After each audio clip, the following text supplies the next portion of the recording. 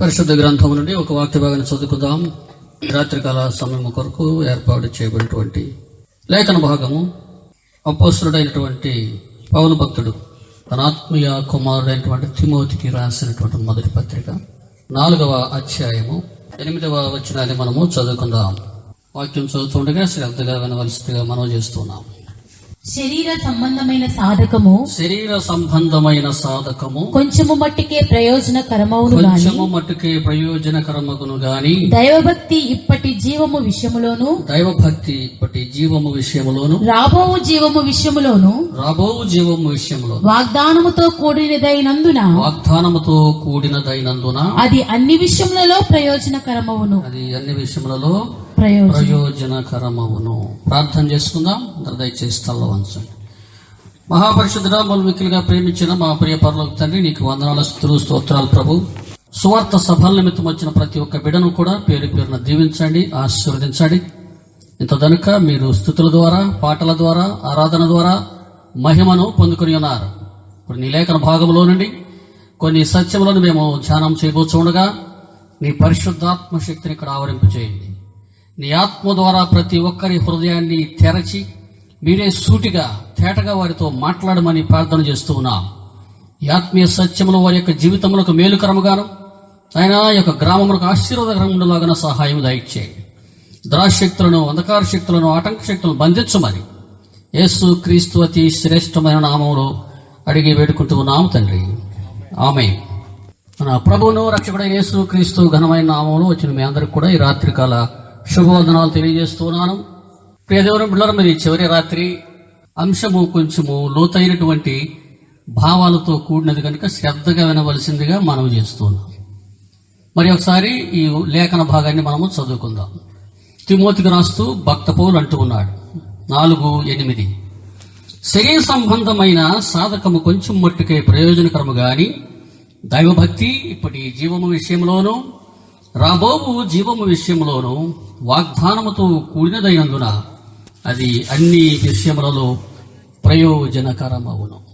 ప్రియ దేవుని బిడ్డలారా, జీవితం 2 విధాలుగా ఉన్నది. ప్రయోజనకరమైన జీవితము, నిష్ప్రయోజనమైన జీవితం. బైబిల్ 2 వయసులను తెలియజేస్తా ఉన్నది. 70 సంవత్సరాలు అధిక బలమున్న 80 సంవత్సరాలు. ఇంత ఆయుష్ జీవించి ఒకసారి మరలా వెనక్కి తిరిగి చూసుకుంటే మన జీవితం ప్రయోజనకరంగా ఉందా, నిష్ప్రయోజనంగా ఉందా అనేటువంటి తెలుస్తూ ఉన్నది. దేవుడు మనకిచ్చినటువంటి మన జీవితాన్ని ప్రయోజనకరంగా చేసుకోవాలా, నిష్ప్రయోజనంగా చేసుకోవాలా? ప్రయోజనకరంగా, నీ కుటుంబానికి ప్రయోజనంగా ఉండాలి, నీ తోటివారికి ప్రయోజనకరంగా ఉండాలి, గ్రామానికి ప్రయోజనకరంగా ఉండాలి. చాలా మంది తమ జీవితాలు నిష్ప్రయోజనంగా ఒక్కరికి ఉపయోగపడేటువంటి పరిస్థితులు కనపడవు. ఆ విధంగా కాకుండా అన్ని విధాలుగా మన జీవితము ప్రయోజనకరముగా ఉండాలి అనేటువంటి దేవుడి ఉద్దేశం. మన జీవితాలను ప్రయోజనకరంగా మార్చేది ఎవరు? దేవుడే. దేవుడు నీ జీవితాన్ని ప్రయోజనకరంగా మార్చాలంటే ఏమిటి దానికి మార్గం? ఖచ్చితంగా నీ జీవితాన్ని అన్ని విధాల ప్రయోజనకరంగా మారుస్తాడు.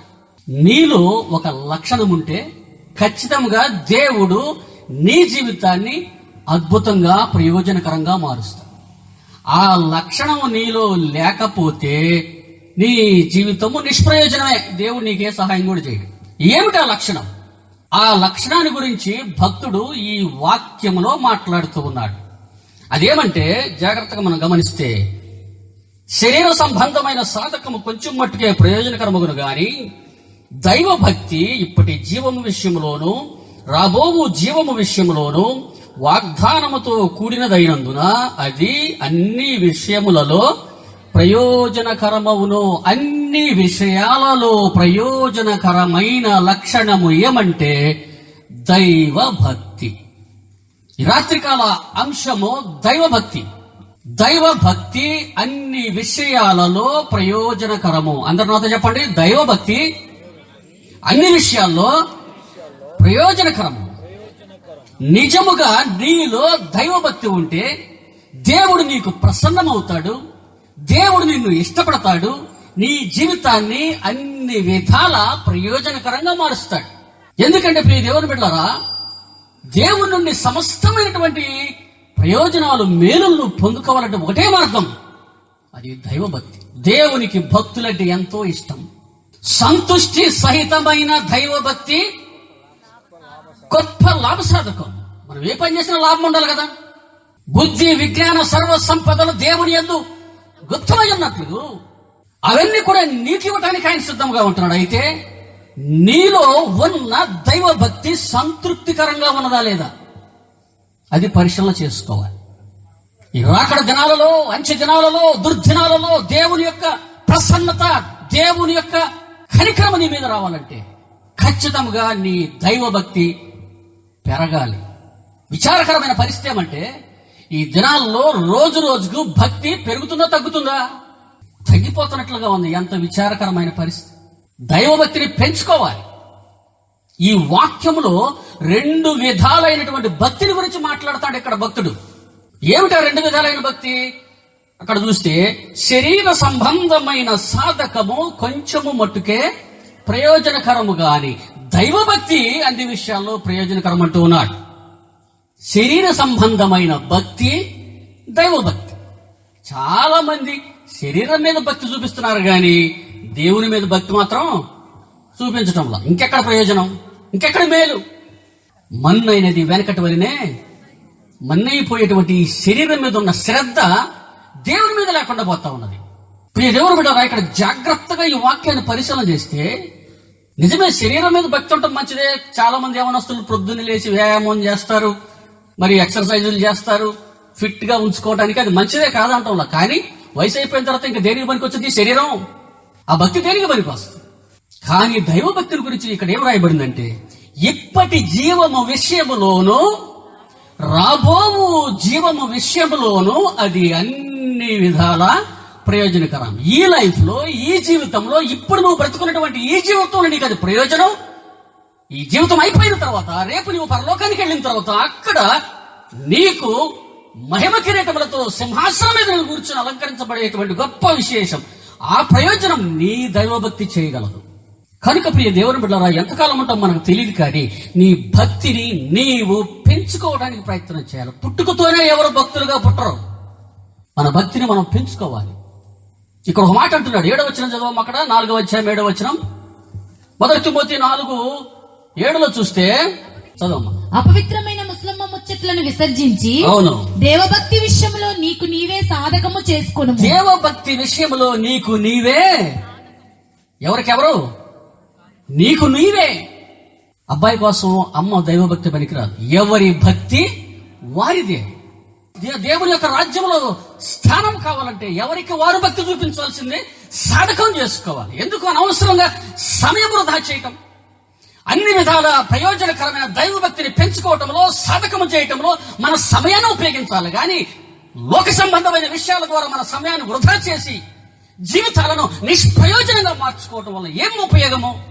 దైవభక్తి నీకు ఏ విధంగా చూసుకున్నా, విద్యలో దైవభక్తి ప్రయోజనం, ఉద్యోగంలో దైవభక్తి ప్రయోజనం, వ్యాపారంలో దైవభక్తి ప్రయోజనం, వ్యవసాయంలో గాని ఏ రంగంలోనైనా దైవభక్తి కలిగిన వాళ్ళను దేవుడు అద్భుతంగా ప్రయోజనకరంగా మారుస్తాడు. ఆ విషయాన్ని గుర్తుపెట్టుకోవాలి. సమయము వేగంగా గతించిపోతూ ఉన్నది. మన భక్తి పెరుగుతూ ఉన్నదా, తగ్గుతూ ఉన్నదా? దేవుడు దైవభక్తి కలిగిన వారి జీవితాల్లో చేసేటువంటి మేలులు ఏమిటి? రాత్రికాల సమయంలో మనం చూడబోతూ ఉన్నాం. 70-80 సంవత్సరాలు జీవించిన తర్వాత ఒకసారి వెనక్కి తిరిగి చూసుకుంటే ఏమిటి మన ప్రయోజనాలు, ఏమిటి మన జీవితం ఎలా ఉన్నది? 2 భక్తుల గురించి చెప్పి నేను ఆ ప్రయోజనాల కోసం మనం ముందుకెళ్దాం. పాత నిబంధనలో ఒక భక్తుడు ఉన్నాడు, క్రొత్త నిబంధనలో ఒక భక్తుడు ఉన్నారు. ఇరువురు కూడా వృద్ధులైపోయారు. వారు తమ జీవిత సాక్ష్యాలు, చివరి మాటలు ఏంటో పరిశీలన చేద్దాం. పాత నిబంధనలో ఉన్న భక్తుడు, 2 పేర్లు ఒకటే, సౌలు మహారాజు. ఆయన చివరి మాటలు ఏమిటి?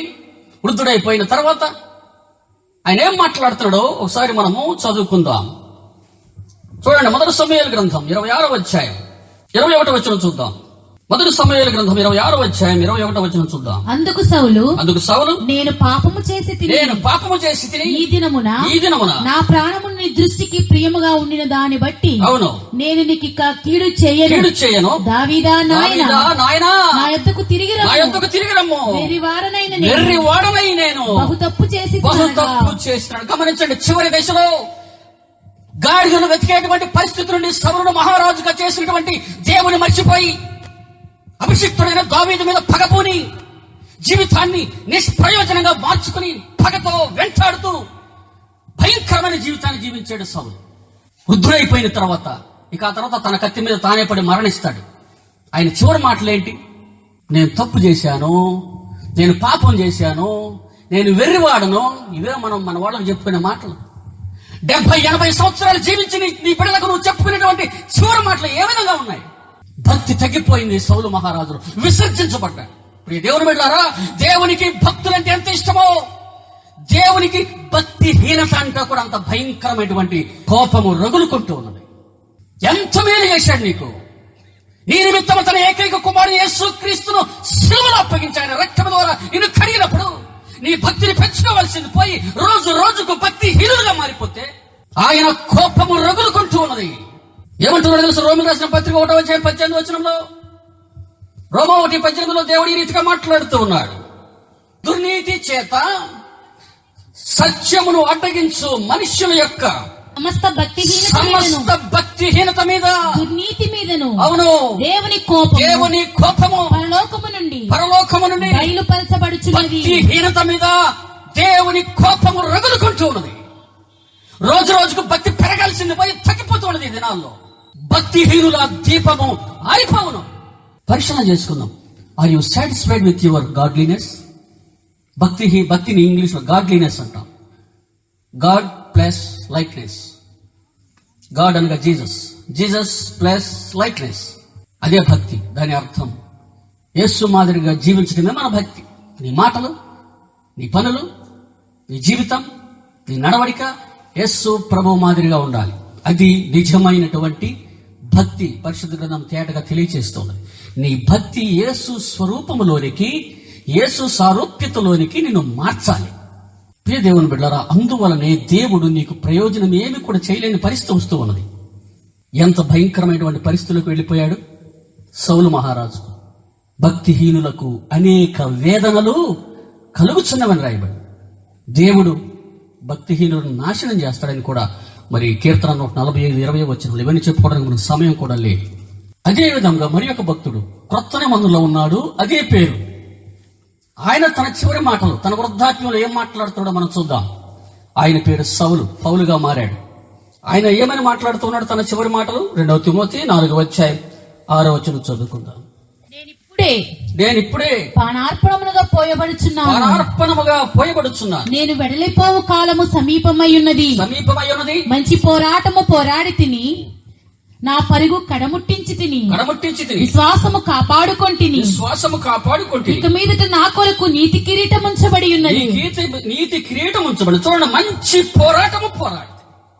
పరిశుద్ధ గ్రంథంలో 66 పుస్తకాల్లో 2 పుస్తకాలకు కన్నీటి పుస్తకాలని పేరు. పాత నిబంధనలో విలాపవాక్యాల గ్రంథం, క్రొత్త నిబంధనలో ఈ యొక్క 2వ తిమోతి తన చివరి పుస్తకం ఇది. చెరసాల్లో కన్నీటితో రాస్తాడు ఈ మాటలు. మంచి పోరాటము పోరాడుతూ వృద్ధుడైపోయిన తర్వాత హతసాక్షిగా మారబోయే ముందు చెప్పినటువంటి మాటలు ఇవి. మంచి పోరాటము పోరాడి తిని, నా పరుగు కడముట్టించి తిని, విశ్వాసము కాపాడుకుంటుంది. దేవుడు ఎట్లా అలంకరించాడు తెలుసా? నా కొరకు నీతి కిరీటము పరలోకము. ఏమున్నది రేపొద్దు నీ కొరకు నీతి కిరీటం ఉన్నదా? ఇటువంటి మాటలు మనం మాట్లాడగల పరిస్థితులు ఉంటూ ఉన్నామా? దైవభక్తి అన్ని విషయాల్లో ప్రయోజనకరం. భక్తి పెంచుకుంటే దేవుడు నీకెన్నో మేలుడు చేస్తాడు. ఇదే మాట మరి ఒకసారి మనము పరిశీలన చేసుకుందాం. చూడండి దయచేసి 2వ దినవృత్తాంతాల గ్రంథం 6:41 దేవుడు భక్తులకు మేలుడు చేస్తానంటూ ఉన్నాడు. దేవుడు భక్తులను ఎంతో సంతోష పెడతానంటూ ఉన్నాడు. 2వ దినవృత్తాంతాలు 6:41 చదవమ్మా. 41 మనం చూద్దాం. చదవమ్మా. 2వ దినవృత్తాంతాలు 6:41. యెహోవా బలమునకు ఆధారమగు నీ మందసమును దృష్టించి లెమ్ము. నీ విశ్రాంతి స్థలమందు ప్రవేశించుము. దేవా యెహోవా, నీ యాజకులు రక్షణ ధరించుకొందురుగాక. నీ భక్తులు నీ మేలును బట్టి సంతోషించురుగాక. భక్తులు నీ మేలును బట్టి సంతోషించురు. భక్తులకు మేలు, సంతృప్తికరమైన దైవభక్తి గొప్ప లాభ సాధకము. దైవభక్తి అన్ని విషయాల్లో ప్రయోజనకరం. ఏమిటి భక్తి మనకు చేసే మేలు? నెంబర్ 1, మొదటిగా చూద్దాం. దైవ భక్తి నీకు చేసే మొదటి మేలు ఏమిటి చూద్దామా? దయచేసి చూడండి. దానియేలు గ్రంథము 6వ అధ్యాయము 23వ వచనంలో మొదటి మేలు ఏమని రాయబడిందో చూద్దాం. అక్కడ దానియేలు గ్రంథము 6వ అధ్యాయం 23వ వచనం చదువుకుందాం. రాజు ఇందును గూర్చి అతి సంతోషభరితుడై దానియేలును గుహలో నుండి పైకి తీయుడని ఆజ్ఞయ్యగా బంట్రోతులు దానియేలును బయటకు తీసిరి. అతడు తన దేవుని యందు భక్తి గలవాడైనందున, జాగ్రత్త చూడండి, అతడు తన దేవుని యందు భక్తి గలవాడైనందున అతనికి ఏ హానియు కలగలేదు. భక్తి కలిగిన వారికి ఏ హాని కలగదు. నీ భక్తి నిన్ను కాపాడునది. రాకడి దినాల్లో, అంచె దినాల్లో, దుర్దినాల్లో ఎవరిని మృంగుదురాని గర్జించు సింహం వలె సాతాను తిరిగే కాలంలో మనం ఉన్నాం. ఇంట్లో నుంచి నువ్వు కాలు బయట పెడితే ఇంటికి తిరిగి వస్తాను నమ్మకం ఉంటుంది. ఈ దినాల్లో ఎంత భయంకరమైనటువంటి ప్రమాదాలు జరుగుతూ ఉన్నాయి. పొంచి చూస్తూ ఉన్నాడు సాతానుడు మృంగివేయటానికి. ఆపదలు, ప్రమాదాలు. పేపర్ చూస్తామంటే ఎంత దుర్వార్తలు వింటున్నామో. టీవీ వార్తలు చూస్తామంటే అక్కడ ఎంతమంది పోయారు, ఇక్కడ ఎంతమంది పోయారు. ఎముకలను సైతం పగల కొరికేటువంటి సింహంలో దానియేలు నిలబడి ఉన్నాడు. ఎవరు దానియేలును కాపాడింది? అతడు భక్తి గలవాడైనందున అతనికి ఏ హానియో కలగలేదు. రాజుగారికి నిద్ర పట్టలేదంట. నిత్యము నీవు సేవించుచున్న నీ దేవుడు దానియేలు నిన్ను రక్షింపగలిగినా అని అడిగా దానియేలు అంటూ ఉన్నాడు, అయ్యా దేవుడు నన్ను రక్షించాడు, నన్ను రక్షించాడు. వెంటనే రాజుగారు అర్జెంటుగా దానియేలును బయటికి తీయమని చెప్పాడు. చిన్న గాయమైన అయిందా? లేదు. ఒక అన్యుడైనటువంటి చక్రవర్తి దర్యావేషు సాక్ష్యం ఏమిటి తెలుసా? దానియేలు భక్తిని చూసి ఆశ్చర్యపోయినటువంటి ఆ చక్రవర్తి దర్యావేషు తన సాక్ష్యాన్ని తెలియజేస్తా ఉన్నాడు. ఏమంటూ ఉన్నాడు? 26వ వచనం చూద్దాం. దానియేలు గ్రంథం 6వ అధ్యాయం 26 నుండి చదువుకుందాం. నా సముఖమున నియమించినదేమనగా నా రాజ్యములోని సకల ప్రభుత్వముల యందుండు నివాసులు దానియేలు యొక్క దేవునికి భయపడుచు ఆయన సముఖమున వణుకుచుండవలెను. ఆయన జీవము గల దేవుడు, ఆయన యుగయుగములుండువాడు. రాజ్యము నాశనము కానివాడు. ఆయన ఆధిపత్యము తుదమట్టున ఉండును. ఆయన విడిపించువాడును రక్షించువాడునయుండి భూమి మీదను సృష్టిక్రియలు, ఆశ్చర్యక్రియలు, అద్భుతములు చేయించు ఆయన సింహముల నోట నుండి దానియేలును రక్షించెను. భయంకరమైన సాతాను సంబంధమైన ప్రమాదం నుండి, మరణకరమైన ఆపదల నుండి నిన్ను రక్షించేటువంటిది నీ భక్తి. ఆ భక్తి పెరుగుతూ ఉన్నదా, తగ్గుతూ ఉన్నదా? ఎందుకు వస్తున్నాయి కష్టాలు, శ్రమలు, ఇరుకులు, ఇబ్బందులు మన జీవితాల్లో? భక్తి తగ్గిపోవటాన్ని బట్టి. దానియేలును సింహపు బోనులో కాపాడినది నీవే కదా.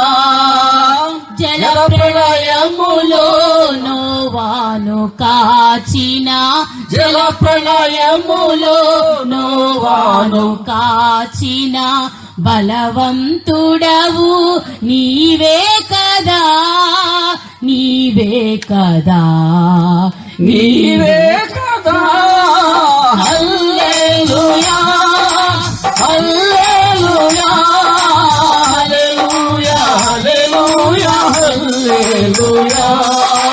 దానియేలు అద్భుతంగా కాపాడబడ్డాడు. ఎందు నిమిత్తము దేవుడు దానియేలుకు ఏ హాని లేకుండా కాపాడాడంటే దానియేలు భక్తిని బట్టి. భక్తిని పెంచుకోవాలి. దానియేలు ఏ విధంగా తన భక్తిని సాధకం చేశాడు తెలుసా? అసలు నీ భక్తిని పెంచేదంటే తెలుసా? ఒక వచనం చూద్దామా? దావీదు భక్తుడు ఏమంటున్నాడు చూద్దాం. చూడండి, కీర్తన గ్రంథం 32వ అధ్యాయం 6వ వచనం చదువుకుందాం. కీర్తన గ్రంథము 32వ అధ్యాయము 6వ వచనం చదువుకుందాం. కావున నీ దర్శన కాలమందు భక్తి గల వారందరూ నిన్ను ప్రార్థన చేయుదురు. ఏం చేస్తారు భక్తి గల వారందరూ? ప్రార్థన చేసేవాళ్ళు నిజమైన భక్తి పరులు. ప్రార్థన చేస్తున్నాం. మరి రోజు రోజుకు ప్రార్థన పెరుగుతుందా, తగ్గుతుందా? ప్రార్థన తగ్గిపోతుంది కాబట్టి ఏం తగ్గిపోతుంది? భక్తి తగ్గిపోతుంది. భక్తి తగ్గిపోయినందువల్ల భక్తిహీనత, అందువల్ల అంత నిష్ప్రయోజనం. ఏ పని అవ్వదు మనకు. ప్రార్థన చేసిన వాళ్ళు తీసుకుని లోపలేస్తా ఉన్నారంట. అందరు ప్రార్థన మానేసి ఇంట్లో కూర్చుంటున్నారు. కానీ దానియేలు 120 సంస్థానాల మీద ప్రధానమంత్రి. ఆయన ఎన్ని పనులు ఆయనకి! 120 సంస్థానాల మీద ప్రధానమంత్రి అయినటువంటి ఆ దానియేలు రోజుకి ఎన్నిసార్లు ప్రార్థన చేశాడు? 3 సార్లు ప్రార్థన చేశాడు. తలుపులు బార్ల తీసి ఎవరేమనుకుంటా నాకేంటని. దానియేలు ప్రార్థనే దానియేలు భక్తిని పెంచింది. ఆ భక్తి ద్వారా దేవుడు దానియేలును అద్భుతముగా కాపాడాడు. ప్రియమైనటువంటి దేవుని బిడ్డ, ఆయన తన భక్తులను విడిచిపెట్టడు. ఎన్నటన్నిటికీ ఆయన కాపాడేటువంటి వాడని రాయబడి. భక్తులైన మోషే భయంకరమైన ఎర్ర సముద్రము రాగా, ముందు ఎర్ర సముద్రము, వెనకేమో ఐగుప్తు సైన్యము, కుడి ఎడమల షూరు అరణ్యము, ఎట్టిపోవటానికి అవకాశం లేదు. ఒక్కోసారి ఆపదలు, సమస్యలు, కష్టాలు ఆకాశం అంతెత్తు వస్తాయి. ముందు నువ్వు ఈ వెనక, కానీ దేవుడు నిన్ను కాపాడేటువంటి వాడు. దేనిని బట్టి? నీ భక్తిని బట్టి. భక్తితో మోషే తన కర్ర ఎత్తగా ఎర్ర సముద్రం ఏమైపోయింది చెప్పండి? పాయలైపోయింది. ఆరిన నేల మీద నడిపించు దేవుడు. యెహోవా యందు భయభక్తులు గల వారి చుట్టూ ఆయన దూత కావలి ఉండదు. పగటి వేళ ఎగురు బాణముకైనను, రాత్రి వేళ సంచరించు తెగులుకైనను. ఇటు పక్క 1000 మంది పడినా, ఇటు పక్క 10,000 మంది అంటే ఏ అపాయమో దీర్ఘాయుష్తో దేవుడు నిన్ను దీవిస్తాడు. పిల్లరా, భక్తులు ఎంతంత గొప్ప గొప్ప దీర్ఘాయుష్ను పొందుకున్నారు. కనుక మొదటి ప్రయోజనం, నీ భక్తి నిన్ను కాపాడు. రెండవ ప్రయోజనానికి వెళ్దామా? దైవభక్తి చేసేటువంటి రెండవ ప్రయోజనం మనం చదువుకుందాం. చూడండి, కీర్తన గ్రంథం 34వ అధ్యాయం 9వ వచనం చదువుకుందాం. 34వ అధ్యాయం 9వ వచనం. కీర్తన, యెహోవా భక్తులారా ఆయన యందు భయభక్తులు ఉంచుడి. ఆయన యందు భయభక్తులు ఉంచువానికి ఏమీయు కొదువలేదు. సింహపు పిల్లలు లేమి గలవై ఆకలి గొనును. యెహోవాను ఆశ్రయించు వారికి ఏ మేలు కొదువై ఉండదు. యెహోవా భక్తులారా అని మొదలు పెడుతున్నాడు. ఆయన యందు భయభక్తులు ఉంచువానికి ఏమీయు కొదువలేదు. భక్తులకు కొదువు చేయని దేవుడు మన దేవుడు. ఆయనకున్నదంతా కూడా తన భక్తులకు ఇవ్వడానికే చూస్తూ ఉన్నాడు ఆయన. మరి ఎందుకు మనం లోటుతో బ్రతుకుతూ ఉన్నాము? అన్ని విషయాల్లో మనకు లోటేగా. నిన్ను లోటుతో బ్రతకమని నీ దేవుడు చెప్పాడా? దేవుడు మానవుని సృష్టించి, ఆదామహవ్వను సృష్టించి ఏమని దీవించాడు? మీరు ఫలించి, అభివృద్ధి పొంది, విస్తరించి, భూమిని నిండించి, దాన్ని లోపరుచుకుని ఏలండి. ఏలేటువంటి వారముగా, రాజుగా, రాణులుగా మీరు ఉండాలి. అటువంటిది ఎందుకు మీ జీవితంలో అన్ని లోట్లు కనపడతా ఉన్నాయి. పరీక్ష రాస్తే అందరికంటే ముందు చెప్పేది మనమే. ఇంటర్వ్యూకి పోయాం అనుకోండి, అది ఖచ్చితంగా మనకు రాదు. వ్యాపారం చేస్తే నష్టం. వ్యవసాయంకి వెళ్తామా, ఏదో తెగులు పట్టుకుని మొత్తం పోవటం, అన్ని ఎదురు తిరగటమేగా. ఎంత విచారకరమైన పరిస్థితి ప్రియ దేవుని బిడ్డలారా. నీ గిన్నె నిండి పొరలాలి. దావీదు భక్తుల సాక్ష్యం, నా గిన్నె నిండి పొరలుచున్నది. ఎందుకని దావీదు గిన్నె నిండి పొరలుచున్నది? దావీదు చూపిన భక్తిని బట్టి. ప్రియ దేవుని బిడ్డలారా, ఎప్పుడు భక్తులకు కొదువ చేయని దేవుడు. నీకు కొదువుగా ఉందంటే సంథింగ్ ఈజ్ దేర్. ఏదో ఎక్కడో జరుగుతా ఉన్నది. నీ భక్తి తగ్గిపోతా ఉంది, అంతే. పరిశీలన చేసుకుందాం. అబ్రహాముకు కొదువు ఉంది, లోటు ఉంది. ఏంటో చెప్పండి? పిల్లలు లేరు. 75 సంవత్సరాల వయసులో అబ్రహాముకు దేవుడు వాగ్దానం చేశాడు, నీకు కుమారుడు కలగబోతున్నాడని. కానీ ఎన్ని సంవత్సరాలు పట్టింది? 25 సంవత్సరాలు. ఎందుకని 25 సంవత్సరాలు ఆలస్యమైంది? దేవుడు 5 సంవత్సరాల వరకు ఈయన చెప్పాడు ఏమన్నా? అబ్రహాము యొక్క భక్తి పరిపక్వత చెందుటకు 25 సంవత్సరాలు పట్టింది. ప్రియ దేవుని బిడ్డలారా, ఆయన కొంతకాలం ఏమన్నాడంటే, నా ఇంటి పెద్ద దాసుడే నాకు ఆ వారసుడు అని చెప్పి ఆయనతో ఇక ఫిక్స్ అయిపోయాడు కొంతకాలం. ఆ తర్వాత మరి కొంతకాలం శారమ్మ చెప్పిందని హాగరు కుమారుడే నాకు, ఇష్మాయేలే నాకు అని చెప్పి ఆయన కొంతకాలం ఆ విధంగా నిజముగా తన భక్తిని పెంచుకొని సాధకము చేసి సాష్టాంగపడి త్రియేక దేవుని పాదాలను పడి, నీ దాసులు దాటిపోవద్దయ్యా, నా ఇంటికి రాయాలి పరిపూర్ణముగా ఆయన దేవుని యందు భయము చూపించాడు. కనుక మరుసటి ఏటకల్లా వాగ్దాన కుమారుడు ఇస్సాకును దేవుడు అబ్రహాముకి ఇచ్చి ఆకాశ నక్షత్రములెను, సముద్ర ఇసుక రేణుల వలెను అబ్రహామును ఆశీర్వదించాడు. ఎప్పుడైతే నీవు నీ భక్తిని పెంచుకుంటావో, ఆ భక్తిని బట్టి దేవుడు నీకు అన్ని విధాల సమృద్ధినిస్తాడు, సకల ఆశీర్వాదములతో నింపుతాడు. పరిశీలన చేసుకుందాం, మన భక్తి పెరుగుతూ ఉన్నదా, తగ్గుతూ ఉన్నదా? కానా వివాహంలో లోటు వచ్చింది, ఏమైపోయింది? ద్రాక్షరసం అయిపోయింది. ఎంత అవమానకరమైన పరిస్థితి ఏదైనా లోటు వస్తే. కానీ ప్రియ దేవుని బిడ్డలారా, ఆ ఇంటి వారు ఎంతో భక్తి కలిగి యేసు ప్రభును తమ ఇంటికి ఆహ్వానించుకున్నారు. ఆ ఇంటిలో యేసు ప్రభు ఉన్నాడు కాబట్టి ఆ ఇంటిలో ఏర్పడిన లోటు తీర్చబడింది. రుచి పచ్చి లేని సాధారణమైనటువంటి ఆ యొక్క నీరు రుచి కలిగినటువంటి ద్రాక్షరసంగా దేవుడు చేశాడు. లోటు తీరిపోయింది. నీ ఇంటిలో యేసు ప్రభు ఉన్నాడా? నీ హృదయంలో యేసు ప్రభు ఉన్నాడా? స్థానం ఉన్నదా? నీ సమస్తమైన లోటులు తీర్చేటువంటి వాడుగా కనబడుతూ ఉన్నాడు. దేవుని మందిరానికి రండి, భక్తిని పెంచుకోండి. ఆమెకు అనేకమైనటువంటి లోటు కనపడుతూ ఉన్నది. అవమానకరమైన జీవితాన్ని జీవిస్తూ ఉన్నది. గర్భఫలం యెహోవా ఇచ్చు బహుమానము. ఎన్ని సంవత్సరాలు గడుస్తున్నా గానీ పిల్లలు పుడుతున్నారా? దేవుని మందిరానికి వచ్చి భక్తితో ప్రార్థన చేస్తూ ఉన్నది. ఆలస్యమైంది కానీ రాజులను అభిషేకించేటువంటి గొప్ప ప్రవక్త మహాభక్తుడు సమూయేలును దేవుడు ఆమె గర్భంలో ప్రవేశపెట్టాడు. ఆమె భక్తే ఆమెను ఫలింపజేసింది. ఒకటే ఇంకెంతమందిని ఇచ్చాడు? ఇంకా 5గురిని ఇచ్చాడు. మొత్తం హన్నాకి ఎంతమంది పిల్లలు? 6గురిని దేవుడు ఇచ్చాడు. గర్భఫలము యెహోవా ఇచ్చు బహుమానం. భక్తి తగ్గిపోతే సాతానుడు సమస్తము నాశనం చేసి వేస్తాడు. అసలు సాతానుడు ఎందుకు వచ్చాడు? యేసుప్రభు ఎందుకు వచ్చాడు ఈ లోకానికి?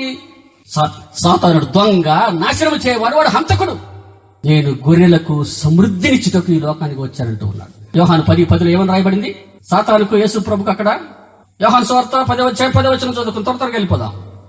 దొంగతనమును హత్యను నాశనము చేయటకు వచ్చును గాని మరి దేనికి రాడు?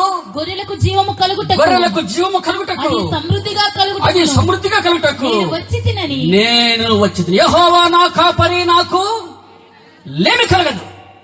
పచ్చి గల చోట్ల ఆయన తీసుకెళ్లి కూర్చొని పెడతాడు.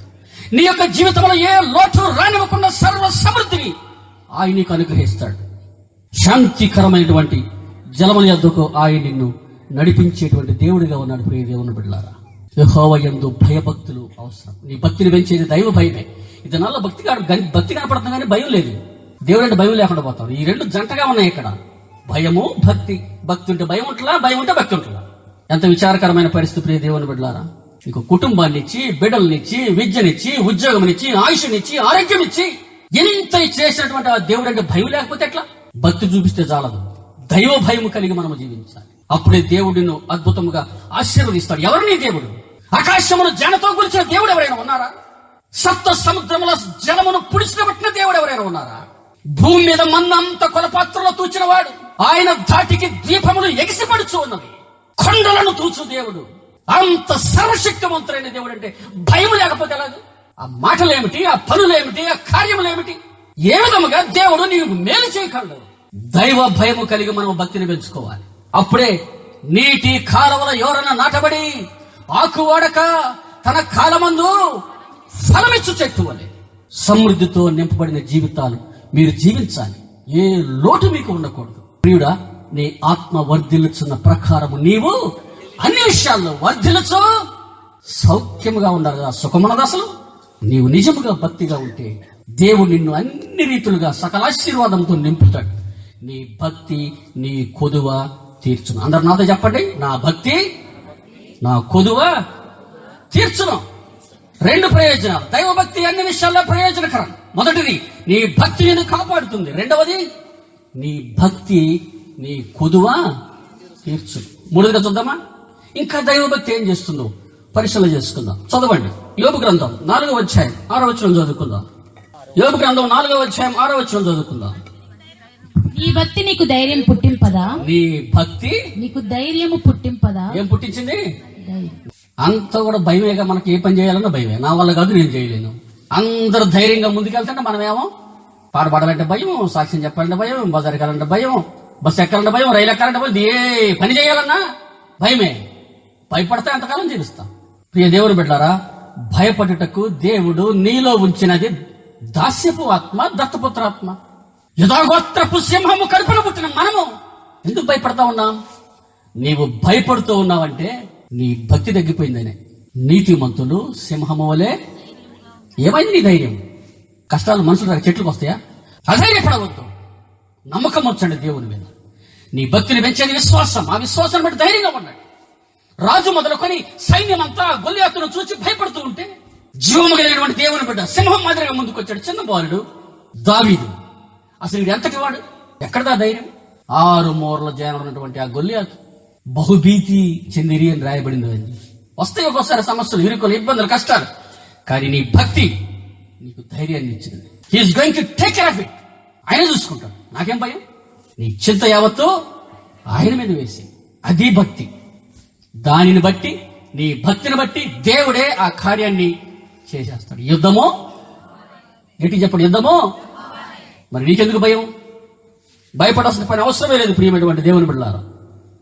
ఆయన యందలి విశ్వాసము చేత ధైర్యము అని ఎఫెసు పత్రికలో భక్త పౌలు మాట్లాడుతూ ఉన్నాడు. మోషే చనిపోయిన తర్వాత లక్షలాది మంది ఇశ్రాయేలు నడిపించడానికి యవనస్తుడైనటువంటి యెహోషువను నియమించారంట. అప్పుడు యెహోషువ చాలా భయపడిపోయాడు. నా వల్ల అవుద్దా, నేను చేయగలనా? ఖచ్చితంగా నీ వల్ల అవుద్ది. నమ్ముట నీ వలనైతే నమ్మువానికి సమస్తము సాధ్యమే. You can do anything in this life. నువ్వు ఏదైనా సరే నువ్వు చేయగలవు ఈ లోకంలో. ఎందుకంటే నువ్వు దేవుని నమ్మినటువంటి దేవుని బిడ్డవు. కష్టాల సమస్యలు చాలా వస్తాయి. తన స్వంత వారే, తన స్వంత అనుచరులే 600 మంది దావీదు మీద రాళ్లు వేసి చంపడానికి ప్రయత్నం చేశారు. ఇప్పుడు దావీదు సాక్ష్యం ఏంటో తెలుసా? సిగ్లగ్ పట్టణంలో జరిగినటువంటి భయంకరమైన సంఘటన అవన్నీ చెప్పుకోవడానికి సమయం లేదు మనకి. కానీ దావీదు అంత భయంకరమైనటువంటి కష్టం, ప్రాణాలు పోయేటువంటి సమయంలో 600 మంది ఒక్కడిని రాళ్లు పెట్టి కొట్టేటువంటి సమయంలో దావీదు చెప్పిన మాటలు చదవండి. 1 సమూయేలు 30వ అధ్యాయం 6వ వచనం చదువుకుందాం. 30వ అధ్యాయము 6వ వచనం చదువుకుందాం. దావీదు మిక్కిలి దుఃఖపడెను, మరియు తమ తమ కుమారులను బట్టి కుమార్తెలను బట్టి జనులకందరికీ ప్రాణము విసికినందున రాళ్లు రువ్వి దావీదును చంపుదుము రండని వారు చెప్పుకొనగా దావీదు తన దేవుడైన యెహోవాను బట్టి ధైర్యము తెచ్చుకొనెను.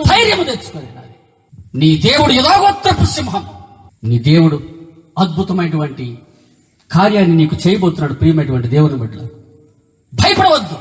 యెహోషువ నిబ్రము కలిగి ధైర్యంగా ఉండము, దిగులు పడకము, జడియకము. నీ దేవుడిని యెహోవా నీకు తోడుగా ఉన్నాడు. గఢాంధకారలోయలో సంచరించిన ఏ అపాయమునకు నేను భయపడను. దేవుని బిడ్డలు సింహాల మాదిరిగా ముందుకు వెళ్ళాలి. పిరికితనముగా ఉండవద్దు. నీలో ఉంచినది దత్తపుత్రాత్మ.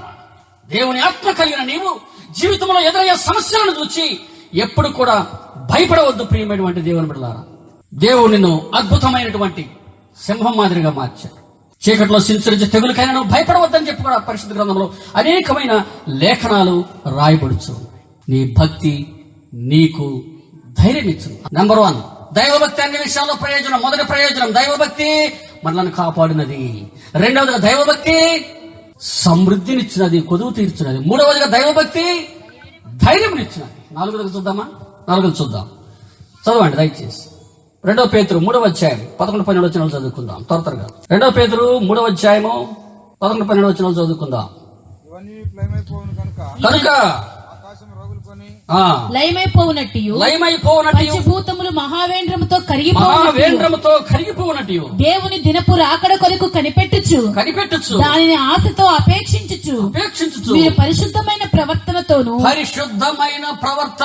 భక్తితోను ఎంతో జాగ్రత్త గలవారై ఉండవలెను. పరిశుద్ధమైన ప్రవర్తన, భక్తితో జాగ్రత్తగా ఉండాలి. భక్తికి ఇక్కడ ఏం కలిపాడంటే పరిశుద్ధమైన ప్రవర్తన. నిజమైనటువంటి భక్తి ఏమిటి తెలుసా? ఇహలోక మాలిన్యము తనకంటకుండా తన్ను తాను.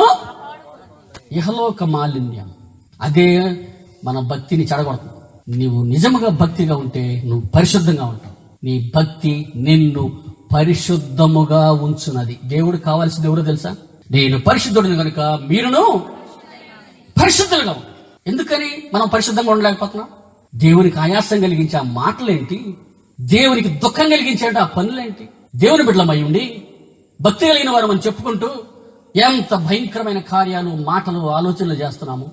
ఏ విధంగా దేవుడు నీకు మేలు చేయగలడు? అసలు పరిశీలన చేసుకుందాం. ప్రియమైనటువంటి దేవుని బిడ్డలారా, ఆయన పరిశుద్ధుడు. పరిశుద్ధమైన రక్తంతో ఆయన మనల్ని కడిగినట్లుగా మరి మనం చూస్తూ ఉన్నాం. ఎంతో భయంకరమైన ప్రలోభాలు వచ్చినా యోసేపు సాక్ష్యం ఏమిటి తెలుసా? ఇది దేవునికి విరోధమైన కార్యము, నేను దీనిని చేయనని చెప్పంటూ ఉన్నాను. అటువంటి పరిశుద్ధతను మనం కాపాడుకోవాలి. అలా కాకుండా అపరిశుద్ధమైనటువంటి పనులు మనం చేసినట్లయితే భక్తి తగ్గిపోతుంది. దేవుడు ఎటువంటి మేలు కూడా నీకు చేయలేడని దీన్ని బట్టి మనము ఖచ్చితంగా చెప్పవచ్చు. ప్రియమైనటువంటి దేవుని బిడ్డలారా, ఈ సందర్భంగా ఒక వచనాన్ని మనం చదువుకుందాం. దయచేసి చూడండి. ఆదికాండం 39వ అధ్యాయం 9వ వచనంలో యోసేపు ఈ రీతిగా మాట్లాడుతూ ఉన్నాడు. ఆదికాండం 39వ అధ్యాయం 9వ వచనం, నీవు అతని భార్యమైనందున నిన్ను తప్ప మరి దేనిని నాకు అప్పగింపుగా ఉండలేదు. కాబట్టి నేనెట్లు ఇంత ఘోరమైన దుష్కార్యము చేసి దేవునికి విరోధముగా పాపము కట్టుకొందునని తన యజమానుని భార్యతో అనెను. దేవుడు యోసేపును అద్భుతముగా దీవించాడు, ఆశీర్వదించాడు. ఎంత గొప్ప ప్రయోజనం వచ్చింది తెలుసా? తన పరిశుద్ధతను కాపాడుకున్నటువంటి యోసేపు కష్టాలు వచ్చినాయి, చెరసాల్లో పడ్డాడు, ఇనుము అతని ప్రాణమును బాధించాను, అయినా సరే నేను పరిశుద్ధంగానే ఉంటాను అన్నాడు. దేవుడు అతని పరిశుద్ధతకు మెచ్చి ప్రపంచ ప్రఖ్యాతి చెందిన అగ్రరాజ్యం ఐగుప్తు మీద 80 సంవత్సరములు అధికారిగా నిలబెట్టాడు. యోసేపు ఆజ్ఞ లేకుండా ఎవరు కాలెత్తకూడదు, చేయెత్తకూడదు. అంత అద్భుతమైన స్థితిలోనికి యోసేపును దేవుడు తీసుకెళ్లాడు. ప్రియ దేవుని బిడ్డలారా, దేవుడు నిన్ను తన పరిశుద్ధమైన బిడ్డగా చేశాడు. దేవునికి ఆయాసం కలిగించేటువంటి పనులు మనం చేయకూడదు. ఆ రీతిగా చేస్తే నీ భక్తి లేనట్లే దాని అర్థం. పరిశీలన చేసుకున్న ప్రియమైన దేవుని బిడ్డలారా, మీరు ప్రత్యేకపరచబడినటువంటి వారు. అవిశ్వాసంతో ఉద్యోగుడు దేనికి? సాతానుడు పంచి చూస్తున్నాడు మీలోనికి అపవిత్రతను ప్రవేశపెట్టడానికి. ఆ మాంసాహారం మాకొద్దు, ఆ ద్రాక్షరసం మాకొద్దు, ఆ విగ్రహాలకు అర్పించినది ఏది కూడా మేము ముట్టుకోం. మా దేవుడు పరిశుద్ధుడు, మాకు శాఖధాన్యాదులే చాలు అని తన పరిశుద్ధతను కాపాడుకున్న షడ్రక్, మేషక్, అబేద్నెగో, దానియేలు ఎక్కడ? బబులోను యొక్క సంస్థానంలో. దేవుడు వారిని ఎంతగా హెచ్చించాడు తెలుసా? ఒకనొక సందర్భంలో వారిని తీసుకెళ్లి అగ్నిగుండంలో వేయవలసిన పరిస్థితి వచ్చింది. వాడు ఏమంటారు తెలుసా? నువ్వేమైనా చేసుకో, మేము మాత్రము ఆ విగ్రహానికి నమస్కారము చేయము, మేము జీవము కలిగిన దేవుని బిడలాము, అపరిశుద్ధమైన పనులు మేము చేయము. ఓ నెబుకద్నెజరు, రాజుని పేరు పెట్టి పిలుస్తున్నాడు. చూడండి అసలు ఎంత ధైర్యం వాళ్ళకి. 7 వేడిం చేశారంట, అయినా వీళ్ళు భయపడలేదు. ఎత్తి అగ్ని గుండంలో వేశారు. ఏం జరిగింది? తన భక్తులను రక్షించుటకు యేసు ప్రభు స్వయంగా అగ్ని గుండములోనికి దిగి వచ్చాడు. ఇహలోక మాలిన్యము అంటకుండా తన్ను తాను కాపాడుకున్నాడే. జాగ్రత్త ప్రియ దేవుని బిడ్డారా, నీ జీవితమును సర్వనాశనం చేయటకు, నీ భక్తిని తొలగించటకు ఇహలోక మాలిన్యము సాతాను నీకు అంటించడానికి ప్రయత్నం చేస్తా ఉన్నాడు. కాపాడుకుందాం, భక్తిని పెంచుకుందాం. పరిశుద్ధాత్మ ద్వారా మనము జాగ్రత్తగా ఈ లోకంలో సర్వసత్యముల ముందు కొనసాగాలి. నీ భక్తి నిన్ను పరిశుద్ధంగా ఉంచుతుంది. ఆ పరిశుద్ధత ఒక అగ్ని. పరిశుద్ధంగా ఉన్న వాళ్ళని అట్టుకుంటే కాలిపోవడమే. సాతాను నీ జోలికి వస్తాడు. అసలు మాటలు గాని పనులు గాని అన్ని పరిశుద్ధంగా ఉండాలి. ఇది ఎన్నవ ప్రయోజనం? 4వది. మొదటి ప్రయోజనము, నీ భక్తి నిన్ను కాపాడుతుంది. 2వ ప్రయోజనం, నీ భక్తి నీకు కొదువు లేకుండా చేస్తుంది. 3వ ప్రయోజనం, నీ భక్తి నీకు ధైర్యం ఇస్తుంది. 4వ ప్రయోజనం, నీ భక్తి. 5వ ప్రయోజనం చూద్దాం. దైవ భక్తి నీకు ఇచ్చేటువంటి 5వ ప్రయోజనం ఏమిటో పరిశ్రమ చేద్దాం. చూడండి, 2 పేతురు 1వ అధ్యాయం 2-3 వచనాలు చదువుకుందాం. త్వరగా వెళ్ళిపోదాం, ముందుకు ముగిస్తాను. 2 పేతురు గ్రంథం 1వ అధ్యాయం 2-3 వచనాలు చదువుకుందాం. తన మహిమను బట్టి, గుణాతిశయమును బట్టి మనలను పిలిచిన వాని గూర్చిన అనుభవ జ్ఞానము మూలముగా ఆయన దైవ శక్తి జీవమునకును భక్తికిని కావలసిన వాటన్నిటిని మనకు దయచేయుచున్నందున. చూడండి, ఇక్కడ దేని జత చేస్తున్నాడు? ఆయన దైవ శక్తి జీవమునకును భక్తికిని కావలసింది. కనుక భక్తిని దైవ శక్తితో ఇక్కడ జతపరుస్తూ ఉన్నాడు. భక్తి గలవారందరూ దాని శక్తిని ఆశ్రయించాలని రాయబడుతున్నది. నీ భక్తే నీ శక్తి. భక్తి ఏమిస్తుంది మనకు చెప్పండి? శక్తినిస్తుంది. కానీ చాలా బలహీనంగా సమసిలిపోయి కనబడుతున్నారు ప్రియమైనటువంటి దేవుని బిడ్డలారా. అది మంచి పని కాదు కదా. చాలా మంది శక్తిహీనంగా సమస్యలపైన పరిస్థితుల్లో ఉంటూ ఉన్నారు. అనేకమైనటువంటి కష్టాలు, సమస్యలు, ఇరుకలు, ఇబ్బందులు వస్తూ ఉన్నా బలహీన పడవద్దు. నీ భక్తి నీకు బలాన్ని ఇస్తుంది. నన్ను బలపరచు, క్రీస్తు ద్వారా నేను సమస్తము చేయగలను. ఎందుకు చేయలేకపోతున్నావు? నువ్వు శక్తిహీనంగా ఎందుకుంటున్నారు? బలహీనంగా ఎందుకుంటున్నారు? శోధనలు ఎదిరించలేటువంటి పరిస్థితుల్లో మనం ఉంటూ ఉన్నాం. ఎంత విచారకరమైన పరిస్థితులు చేద్దాం ప్రియ దేవుని బిడ్డలారా. ఒకనొక సందర్భంలో 3 శత్రు దేశాలు యెహోషాపాతు మీదకు దాడికి దండెత్తి వచ్చారు ప్రియమైనటువంటి దేవుని బిడ్డలారా. అప్పుడు యెహోషాపాతు ఏమంటాడు చూద్దామా? ఒక వచ్చిన ఈ సందర్భంలో చదువుకుందాం. 2వ దినవృత్తాంతాల గ్రంథం 20వ అధ్యాయం 12వ వచనం చూద్దాం. యెహోషాపాతు మాట్లాడుతూ ఉన్నాడు. మా దేవా, నీవు వారికి తీర్పు తీర్చవా? మా మీదికి వచ్చి ఈ గొప్ప సైన్యముతో యుద్ధము చేయుటకును మాకు శక్తి చాలదు. ఏమి చేయుటకును మాకు తోచదు. కనుక మాకు శక్తి లేదు ప్రభువా, నువ్వు ఏదో ఒకటి చెయ్యి. యెహోషాపాతు చూపినటువంటి భక్తిని బట్టి దేవుడు అద్భుతమైన విజయాన్ని ఆ రాజుకి ఇచ్చాడు. హిజ్కియా రాజు ప్రార్థన చేశాడు, ప్రభువా నువ్వే ఏదో ఒకటి చెయ్యి. అష్షూరు రాజు మమ్మల్ని చుట్టుముట్టాడు, సాతాను చుట్టుముట్టాడు. ఆపదలు, ఇరుకులు, ఇబ్బందులు, అనారోగ్యం నిన్ను చుట్టుముట్టినప్పుడు బలహీన పడవద్దు, సమస్యలిపోవద్దు, భక్తిగా ఉండు, ప్రార్థన చేయండి. హిజ్కియా ప్రార్థన చేయగా ఆకాశము తెరవబడి ఒక దేవదూత దిగి వచ్చి అష్షూరు దండుపేటల నుంచి వచ్చి ఆ రాత్రే 1,85,000 మంది అష్షూరీయులను హతము చేసి దేవుడు అద్భుత కార్యములు చేస్తాడు నీ భక్తిని బట్టి. ఎన్ని గొప్ప గొప్ప కార్యాలు చేశారు. చనిపోయిన వారిని సైతము భక్తులు బ్రతికించారు.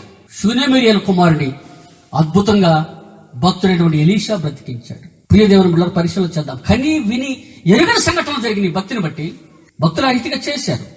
ఎన్నడైనా విన్నామా ఒక మానవుడు సూర్యుడిని నిలబెట్టడం? ఎప్పుడైనా విన్నారా అసలు చంద్రుడు ఆగిపోవటం? ఎలా జరిగింది ఇది?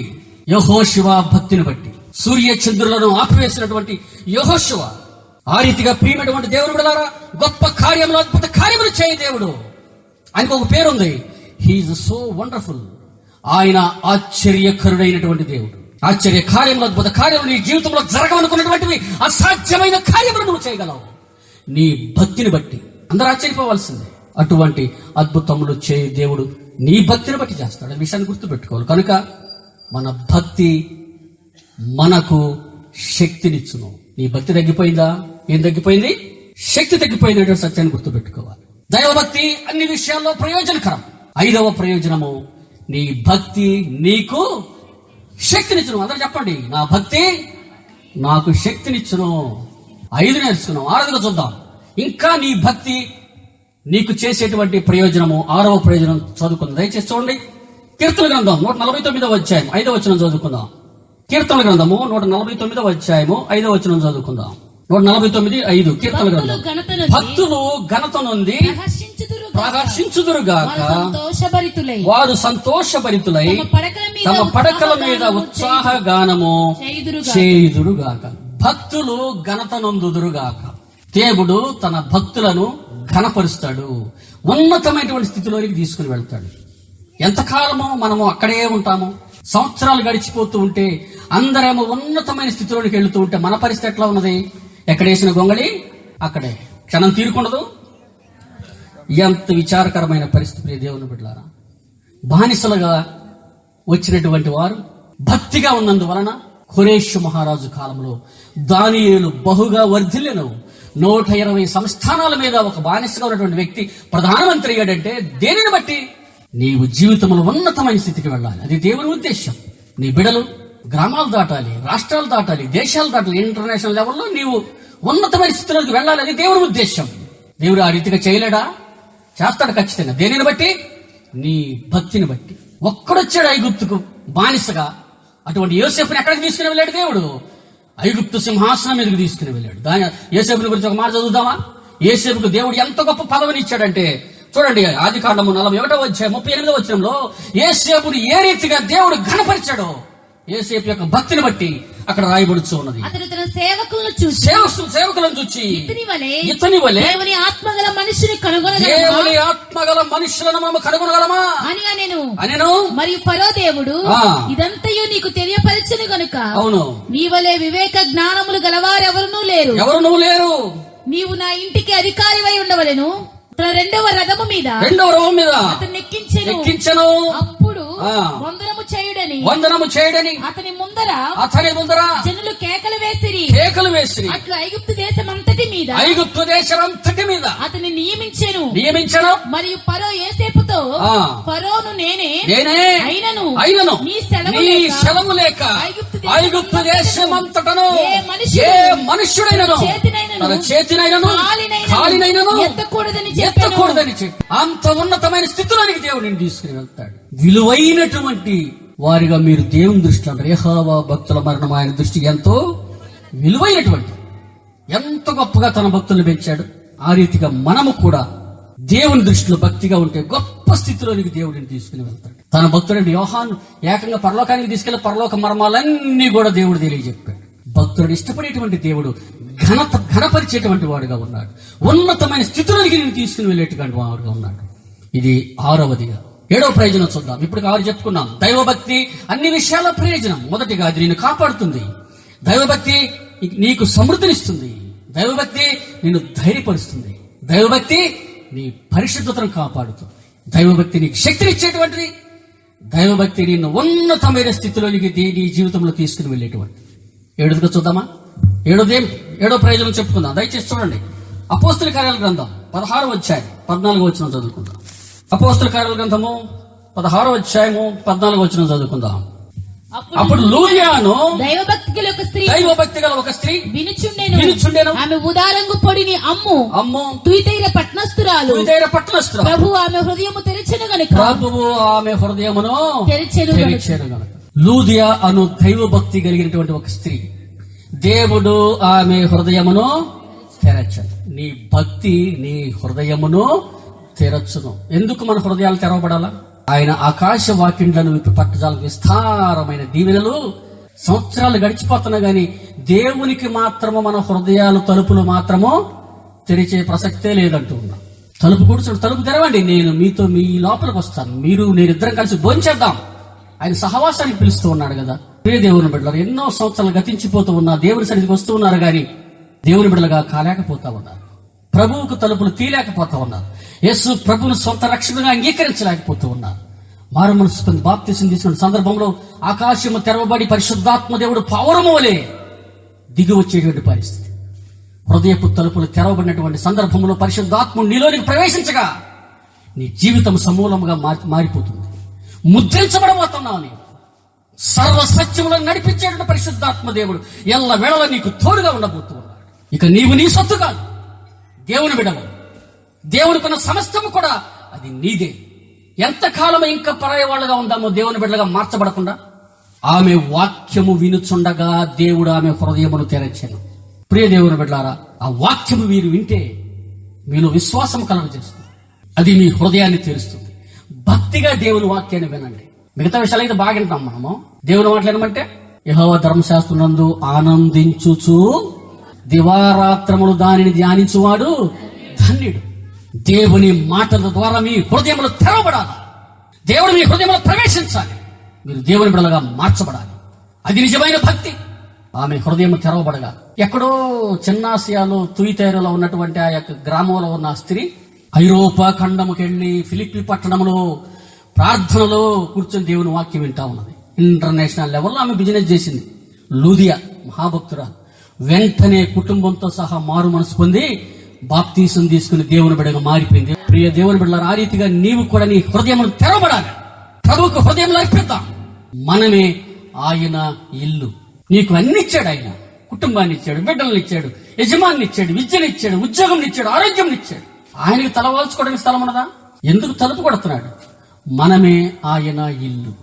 నీవు దేవునికి నీ హృదయంలో చోటిస్తే, యేసు ప్రభు నీ స్వంత రక్షణగా అంగీకరించి మారు మనసు పొంది బాప్తీసం తీసుకుంటే అది నిజమైన భక్తి. సన్నిధికి వస్తున్నాం, ప్రార్థనకు వస్తున్నాం, కానీ బాప్తీసం అమ్మానంగానే వచ్చి సంవత్సరం చూద్దాం అయ్యగారు అని అంటే అది ఎక్కడ భక్తి? తన్నందరూ అంగీకరించిన అందరికీ దేవుని బిడ్డలకు ఆయన అధికారం ఇచ్చిన ఆయనదంతా కూడా మీదే.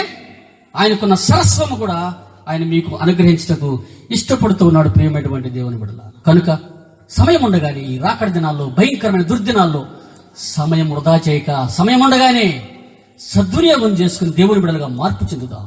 దేవుడు వారి హృదయంలో ప్రవేశించి అన్ని రీతులుగా వారిని ఆశీర్వదించబోతూ ఉన్నాడు. వారే నిజమైన భక్తులు. దేవుని రక్షకునిగా స్వీకరించిన వారే దేవుని బిడ్డలుగా ఉంటారు, వారే భక్తులుగా ఉంటారు. అలా కాకుండా ప్రియ దేవుని బిడ్డలారా, హృదయం తెరవబడకుండా, మారు మనసు అనుభవం లేకుండా, బాప్తీసం లేకుండా మనం దేవుని బిడ్డలుగా కాలేము. దేవుడు ఏ ప్రయోజనం కూడా నీకు చేయడు. ఒక తండ్రి తన బిడ్డలకు చేస్తాడా? దారిని పోయే వాళ్ళకి చేస్తాడా? ఒక కుమారుడు తన తండ్రిని ఏమని అడుగుతాడు తెలుసా? నాన్నగారు నాకు అది కొంటావు కనవా? మనం అడుగుతాం. మా నాన్న ఎట్లా అడుగుతాం అట్లా అడుగుతాం. నువ్వు కూడా ఎంతకాలం ఇంకా దారిని పోయే వాళ్ళగా ఉందాం? ప్రియ దేవుని బిడ్డలు, ఆలోచన చేయండి. నిజమైన భక్తి పరులుగా మారాలంటే నీ హృదయం తెరవబడాలి. నీ హృదయం తెరవబడాలంటే దేవుని వాక్యములకు నీ హృదయంలో చోటు ఉండాలి. లోకపు మాటలు, సాధారణ మాటలు వాటిని వింటున్నాము, కానీ దేవుని వాక్యం ద్వారా పట్టబడి యేసు ప్రభుని రక్షకునిగా అంగీకరించలేకపోతా ఉన్నాం. దేవుని మాటలు వింటే దేవుడు అద్భుతంగా మూలు దీవిస్తాడు. ఆయన మీ హృదయంలోనికి వస్తాడు, మీతో సహవాసం చేస్తాడు, మీలో నిలబడతాడు. అన్ని రీతులుగా ఆయన మీకు ప్రయోజనకరంగా ఉంటాడు. దైవభక్తి అన్ని విషయాల్లో ప్రయోజనకరం. ఎన్ని విషయాలు చూశాం? 7 విషయాలు. దైవభక్తి నిన్ను కాపాడినది. దైవభక్తి నీకు కొదువు లేకుండా చేస్తుంది. దైవభక్తి నీకు ధైర్యాన్ని ఇచ్చేటువంటిది. దైవభక్తి నిన్ను పరిశుద్ధంగా ఉంచుతుంది. దైవభక్తి నీకు శక్తినిస్తుంది. దైవభక్తి నిన్ను ధైర్యపరుస్తుంది. దైవభక్తి ఇంకా ఏం చేస్తుంది? ఘనతనిస్తుంది ఉన్నతమైన స్థితిలోకి. దైవభక్తి నీ హృదయమును తెరచి నిన్ను దేవుని బిడ్డగా మారుస్తుంది. భక్త పౌలు అంటాడు, నిరాక్షేపముగా దైవభక్తిని గురించిన మర్మం ఏమిటి? అదే రహస్యం. ఒక్క వచనం చదువుకుని ముగించుకుందాం. దయచేసి చూడండి. దైవభక్తిని గురించిన రహస్యాన్ని, మర్మాన్ని గురించి భక్తులైన పౌలు మాట్లాడుతూ ఈ విధంగా అంటాడు. 1 తిమోతి 3వ అధ్యాయం 16వ వచనము చూద్దాం, చదువుకుని ముగించుకుందాం. దయచేసి చూడతారు. మొదటి తిమోతి నిరాక్షేపముగా 3వ అధ్యాయం 16వ వచనం. నిరాక్షేపముగా దైవభక్తిని గూర్చిన మర్మము గొప్పదై ఉన్నది. ఆయన సశరీరుడిగా ప్రత్యక్షుడైన ఆత్మ విషయమున నీతిపరుడని తీర్పునందెను. దేవదూతలకు కనబడెను. రక్షకుడని జనములలో ప్రకటింపబడెను. లోకమందు నమ్మబడెను. ఆరోహణుడై తేజోమయుడైన కనుక యేసు ప్రభు నీ కొరకు ఈ లోకంలో జన్మించాడని, అన్యాయపు తీర్పునందేనని, నీ కొరకు ఆయన భయంకరమైనటువంటి శిలువ శ్రమలు భరించాడని, నీ పాపముల నిమిత్తమైన తన రక్తమును గార్చి నిన్ను కడిగాడని, నీ జీవితమును మార్చుటకు ఆయన ఏకాకిగా శిలువలో వేలాడి ఉన్నాడని, తిరిగి నిన్ను దేవుని చేతుల్లోకి పంపడానికి ఆయన తండ్రి చేత విడవబడ్డాడని, మరణమగునంతగా ఆయన ప్రాణము దుఃఖించాడు నీకు సంతోషమును కలగ చేయటకు, నిన్ను గణపరచుటకు తన ముఖము మీద అసహ్యకరమైన ఉబ్బిని ఆయన భరించాడు. నీ తల మీద నీతి కిరీటముచ్చుటకు ఆయన తల మీద ముండ్ల కిరీటమును భరించి ఉన్నాడు. కళ్ళు చేతుల్లో మేకులు, చివరి రక్తపు బొట్టు కాయంత వరకు సిలువలో ఆయన ఎందుకు వేలాడాడు? ఆయనే రక్షకుడని మీరు నమ్ముటయే మర్మమైనటువంటి భక్తి. సశరీరుడుగా ఆయన ఆరోహణుడై వెళ్ళిపోయాడు, తిరిగి రాబోతూ ఉన్నాడు. ప్రియ దేవుని బిడ్డలారా, ఈ రాకడి దినాల్లో, ఈ దుర్దినాల్లో, ఈ అంచె దినాల్లో భక్తిలో మనం సాధన చేసి పెరగాలి, తగ్గకూడదు. నీ భక్తి తగ్గిపోయిందా, భయంకరమైన శిక్ష రాబోతూ ఉన్నది. ఆ శిక్ష రాకముందే ఆ అగ్నిలో ఆ ధనవంతుడు, భక్తి లేకుండా భక్తిహీనుడిగా జీవించిన ధనవంతుడు 2000 సంవత్సరాల నుంచి కాలిపోతూ ఉన్నాడు. అక్కడ ఒక్క మంచినీటి చొక్కు దొరకటం లేదు. ఈ జీవితంలో ఏమి లేకపోయినా భక్తిగా జీవించినటువంటి ఆ యొక్క లాజరు అబ్రహాము రొమ్మున నెమ్మది పొందుకుంటూ ఉన్నాడు. ప్రియ దేవుని బిడ్డలు, ఎంతకాలం ఉంటాం మనకు తెలియదు. ఈ ఉన్న కొద్ది కాలంలో నీ భక్తిని నీవు సాధకము చేసి ప్రయోజనాలు పొందాలి. అబ్రహాము మాదిరిగా, మోషే మాదిరిగా, యెహోషువ మాదిరిగా, దానియేలు మాదిరిగా మనమందరము కూడా మన భక్తిని సాధకము చేసుకుని దేవుని యొక్క ఉన్నతమైనటువంటి ఆశీర్వాదాలు పొందుకున్నటకు పరిశుద్ధాత్మ దేవుడు తన సహాయమును, కృపను మెండుగా మనకు అనుగ్రహించునుగాక. ఆమేన్. ప్రార్థన చేసుకుందాం. అందరు దయచేసి తల వంచండి, ప్రార్థన చేసుకుందాం. ప్రియ దేవుని బిడ్డలారా, రాత్రికాల సమయంలో దేవుడిని దర్శించబోతూ ఉన్నాడు. 2 నిమిషాలు నోరు తెరిచి ప్రార్థన చెయ్యా. నా జీవితాన్ని పరిశీలన చేయి. దైవభక్తి అన్ని విషయాల్లో ప్రయోజనకరం. ఇంతకాలము నీవు శరీరం మీద భక్తి కలిగి ఉంటున్నావేమో, లోక విషయాల్లో భక్తి కలిగి ఉంటూ ఉన్నావేమో పరిశీలన చేయి. ఎందుకు నీ జీవితంలో దేవుని యొక్క ప్రయోజనాలు, మేలులు, ఆశీర్వాదంలో రావటం లేదు? ఒక్కసారి ఆత్మవిమర్శ చేసుకుందాం. ప్రభువా, నా జీవితాన్ని పరిశీలన చేయ, దైవభక్తిని నాలో పెంచమని ప్రార్థన చేయి. రాత్రికాల సమయంలో దేవుని దర్శించబోతూ ఉన్నాడు. ఆయన ఇష్టపడుతూ ఉన్నాడు. ప్రియ క్రైస్తవ సంఘమా, నీ గురించి, నీ కుటుంబాన్ని గురించి, నీ బిడ్డల గురించి, సంఘాన్ని గురించి ప్రార్థన చేయి. యా ఇదిగో ప్రభా, నీ భక్తిని నాలో పెంచు, ప్రార్థన నాలో పెంచు, విశ్వాసములు నాలో పెంచు, పరిశుద్ధాత్మ సహాయం నాలో. ప్రార్థన చేయండి. 2 నిమిషాలు. రాత్రికాల సమయంలో ఎంతో మంది సుదీర్ఘముగా అనారోగ్యముతోనూ బలహీనతతోనూ బాధపడుతూ ఉన్నారు. వారి గురించి ప్రత్యేకంగా ప్రార్థన చేయబోతూ ఉన్నాను. రాత్రికాల సమయంలో దేవుడు తన యొక్క స్వస్థపరచు ఆత్మ ద్వారా నిన్ను దర్శించబోతూ ఉన్నాడు. ఆయన నీకు స్వస్థపరచబోతూ ఉన్నాడు. ప్రతి ఒక్కరు కూడా ప్రార్థన చేద్దాం. ఎవరెవరికైతే ప్రార్థన అవసరాలు ఉన్నవో, సమస్యలు ఉన్నవారు, అనారోగ్యంగా ఉన్నటువంటి వారు, జీవితంలో భయంకరమైనటువంటి శోధనలతో పీడించబడుతున్నటువంటి వారు, మీ కుడి హస్తములను పైకెత్తండి. మీ గురించి ప్రత్యేకంగా ప్రార్థన చేయబోతుంది. ఇంకా ఎవరైనా ఉంటే దయచేసి మీ కుడి హస్తాలు ఎత్తండి. రాత్రికాల సమయంలో స్వస్థపరిచే ఆత్మ సంచారం చేయబోతుండగా, అయ్యా ప్రభువా, ఇదిగో నీ సహాయం నాకు కావాలి, నీ స్వస్థత నాకు కావాలి ప్రభువా. నా జీవితంలో సాధారణ భయంకరంగా శోధన చేస్తూ ఉన్నాడు నాయన. ఇంకా ఎవరైనా ఉంటే దయచేసి మీ కుడి హస్తాల పైకెత్తండి. విద్యలో వెనకబడుతూ ఉన్నావా? ఉద్యోగంలో శోధనలు ఎదురవుతూ ఉన్నవా? జీవితంలో అపజయం ఎదురవుతూ ఉన్నదా?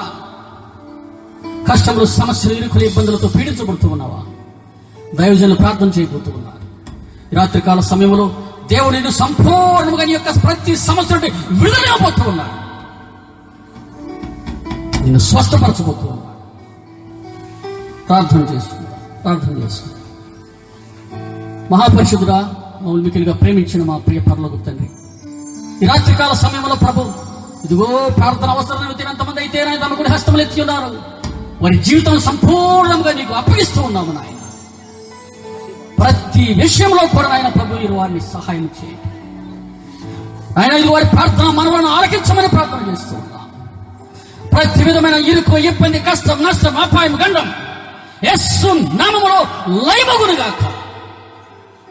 ప్రతి బలహీనతని చేతులకు అప్పగిస్తున్నాం. స్వస్థపరచండి. అరికాలు నుంచి నడినెత్తి వరకు నరములు, నాడులు, కండరములు, ఎముకలను మీరు ముట్టి నీ రక్తమును ప్రోక్షించుకోండి. సంపూర్ణమైన విడుదల వారికి అనుగ్రహించమని ప్రార్థన చేస్తున్నాం. ఎటువంటి అనారోగ్యం వారి యొక్క శరీరంలో ఉండటానికి వీలు లేదు. దైవిక ఆరోగ్యమును వారికి అనుగ్రహించండి. ప్రతి కుటుంబాన్ని గురించి ప్రార్థన చేస్తూ ఉన్నాం. చిన్న బిడ్డలను, యవన బిడ్డలను, పెద్దవారిని కూడా రాత్రికాల సమయంలో జ్ఞాపకం చేసుకుంటున్నాం ప్రభు. వారికి సంపూర్ణమైన ఆయన ఆరోగ్యములు దయచేయమని ప్రార్థన చేస్తాం. ఆయన బిడ్డల పరీక్షలు రాస్తూ ఉన్నారు నాయన ప్రభు. వారికి మంచి జ్ఞానమును, బుద్ధి కుశలతను, జ్ఞాపక శక్తిని దయచేయండి. ఇంటర్మీడియట్ పరీక్షలు, 10th క్లాస్ పరీక్ష, ప్రతి విద్యార్థిని కూడా మీరు ముట్టండి. ఘన విజయములు వారికి దయచేయండి. ఫస్ట్ మార్కులు దయచేయమని ప్రార్థన చేస్తున్నాం ప్రభు. ప్రతి విషయంలో మీరే తోడునేడుగా ఉండండి. ఈ రాత్రికాల సమయంలో నీ యొక్క స్వస్థపరచు ఆత్మతో ప్రతి ఒక్కరిని కూడా ముట్టమని ప్రార్థన చేస్తున్నాం. I command in the name of Jesus Christ, every disease, every problem, every sickness must get away from their bodies and from their families. Release your healing power right now. Touch them, heal them. తాకండి, మీరు ముట్టండి నాయన. నీ ఆత్మను వారిలో ప్రవేశపెట్టండి. విడుదల కలిగించమని ప్రార్థన చేస్తున్నాం. సంపూర్ణమైనటువంటి శక్తిని, బలమును, ఆరోగ్యమును, శాంతి, సమాధానము, సంతోషమును వారికి అనుగ్రహించండి. ఘనమైన సేవ ఈ గ్రామంలో జరిగినట్లుగా సహాయం దయచేయండి. కొండ మీద వెలుగుచున్న పట్టణం వలె ఈ మందిరాన్ని మీరు లేపండి. ఈ మందిరం ద్వారా ఈ గ్రామం ఆశీర్వదించబడాలి. సర్వ సమృద్ధిని వారికి అనుగ్రహించమని ప్రార్థన చేస్తున్నాం. మందిరం యొక్క అవసరతలను బట్టి కూడా ప్రార్థన చేస్తూ ఉన్నాం. పరిపూర్ణంగా సకాలంలో మందిరము సంపూర్ణమైనట్లుగా సహాయం దయచేయమని ప్రార్థన చేస్తున్నాం ప్రభు. ఈ నామ ఘనత మహిమార్థమై ఈ యొక్క మందిరం కట్టబడుతూ ఉండగా దారులు తెరవండి, తలుపులు తెరవండి. పరిపూర్ణమైనటువంటి సహాయం అందించి రాబోయే కాలంలో మందిరము సంపూర్ణంగా ఆయన నిర్మించబడినట్లుగా సహాయం దయచేయమని ప్రార్థన చేస్తూ ఉన్నాం. ఈ యొక్క సభకు కూడి వచ్చిన ప్రతి ఒక్కరిని కూడా పేరు పేరు దీవించండి. ఎంతమంది అయితే ఆయన యొక్క సభలకు సహాయం చేసి ఉన్నారో, పరిచయం చేసి ఉన్నారో వారు మీరు ఆశీర్వదించండి. ఆయన యొక్క సేవలో గిన్నెడు సన్నీళ్లు కూడా అది వృధాగా పోదు ప్రభువా. 30దంతలు, 60దంతలు, 100దంతలుగా ఫలింపచేసి ప్రతి ఒక్కరు కూడా పేరు పేరును దీవించి ఆశీర్వదించమని ప్రార్థన చేస్తున్నాం. ఆయన ఇదిగో గత 2 రోజులుగా ఆయన ఈ సేవలో పరిచర్యలో పాలుపంపులు పొందినటువంటి వారిని, ఆయన నీ సేవలో వాక్యం ఇచ్చినటువంటి దైవజనులను, ఈ రాత్రికాల సమయంలో కూడి వచ్చిన దైవజనులను, పాస్టర్ గారు అందరూ కూడా పేరు పేరును దీవించి ఆశీర్వదించమని, సంఘాన్ని, సంఘ పెద్దలను, గ్రామాన్ని, యవన బిడ్డలను అందరూ కూడా ఎవరెవరైతే పరిచయం చేశారో యూత్ను కూడా వారిని కూడా మీరు దీవించండి, ఆశీర్వదించండి. ఈ యొక్క సభలకు సహకారం అందిస్తున్నటువంటి సౌండ్ సిస్టమ్ వారిని, ఆర్కెస్ట్రా వారిని కూడా మీరు దీవించి ఇంకా అనేక గ్రామంలో బలంగా ఘనంగా వారిని వాడుకోమని, దైవజనులకు మంచి ఆరోగ్యమైన శక్తిని బలం దయచేయండి. యేసు క్రీస్తు అతి శ్రేష్టమైన నామంలో అడిగి పెట్టుకుంటున్నాం తండ్రి, ఆమేన్. పరిశుద్ధ గ్రంథం